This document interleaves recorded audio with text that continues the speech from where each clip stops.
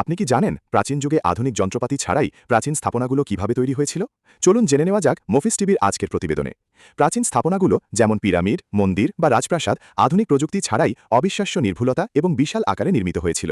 এই কাজগুলো মূলত হাজার হাজার শ্রমিকের সম্মিলিত প্রচেষ্টা, উন্নত প্রকৌশল জ্ঞান এবং স্থানীয় উপকরণের সঠিক ব্যবহারের মাধ্যমে সম্পন্ন হতো।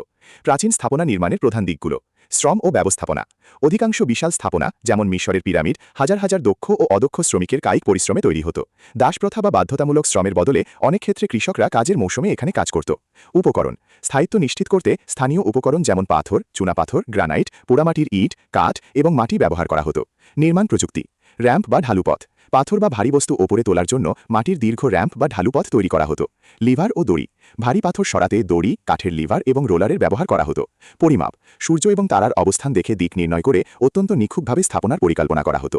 স্থাপত্য শৈলী: প্রাচীন যুগে জ্যামিতিক জ্ঞান ব্যবহার করে বিশাল কাঠামো তৈরি করা হতো, যেমন মেসোপটেমিয়ার জিগুরাত বা ধাপওয়ালা মন্দির। ভিডিওটি ভালো লাগলে পেজটিকে ফলো দিয়ে লাইক, কমেন্ট, শেয়ার করে পাশে থাকবেন। ধন্যবাদ।